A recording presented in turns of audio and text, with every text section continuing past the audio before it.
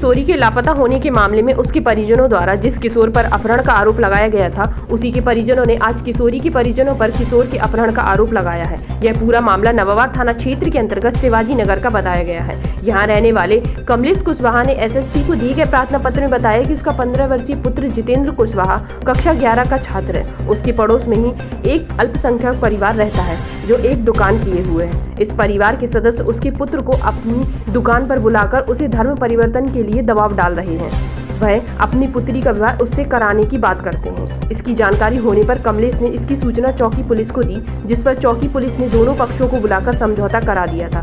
कमलेश का आरोप है कि 1 अगस्त को उसका पुत्र घर से कोचिंग के लिए निकला हुआ था, लेकिन उसके बाद वह घर लौटकर नहीं आया। उसने किशोरी के परिजनों पर अपने पुत्र का अपहरण किए जाने अथवा उसके साथ कोई अप्रिय घटना किए जाने का संदेश व्यक्त किया है। बताते चलें कि इस मामले को लेकर दूसरे पक्ष की ओर से भी लापता जितेंद्र कुशवाहा तथा उसके परिजनों के खिलाफ पुत्री के अपहरण किए जाने का आरोप लगाकर पुलिस अधिकारी को प्रार्थना पत्र दिया गया था। संवाददाता मुकेश राजपूत के साथ मनीष नायक की रिपोर्ट। क्या नाम है आपका? कमलेश कुशवाहा। कहाँ के निवासी है? शिवाजी नगर।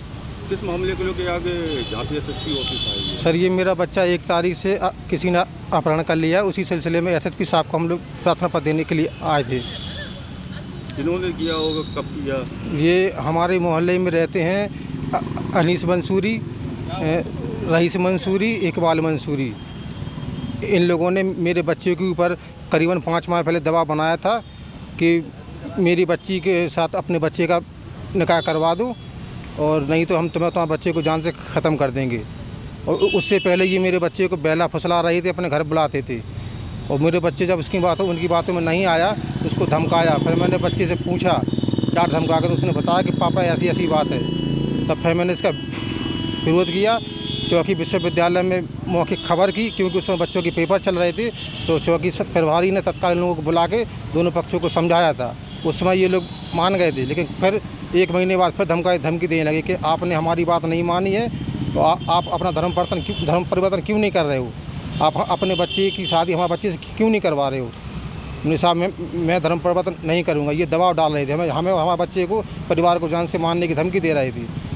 उस समय तो ये लोग सब शांत रहेगा, लेकिन अभी 1 अगस्त सोमवार को करीबन शाम 4 बजे से मेरा बच्चा कई लोगों ने अपहरण कर लिया। मुझे आशंका कि इन लोगों ने किसी गलत इरादे के तहत इसको अपहरण कर कहीं छुपा दिया है।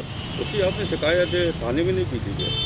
सर, वो 2 तारीख को प्रार्थना पत्र डाक के माध्यम से अपहरण लापता कर दिया था डाक द्वारा एसएसपी साहब को। और बल्कि ये लोग हमारे ऊपर झूठा मुकदमा लिखवा फिर रहे हैं हमारे ऊपर कि इन्होंने हमारी बच्ची का अपहरण कर लिया है। क्या चाहते हो आप? सर, मैं यही चाहता हूँ कि साहब से निवेदन है, शासन से निवेदन है, प्रशासन से कि मामले की सही जाँच कर और मेरे बच्चे को उपलब्ध कराए जाने की कृपा करें। आज कहाँ पे आए हुए हैं? सर, मैं शिवाजी नगर से आया हूँ। नहीं, कहाँ पे आए आज मैं सर एसएसपी कार्यालय आया हूँ। साहब से आश्वासन दिया आपको? साहब ने जांच के लिए आदेश दे दिया है।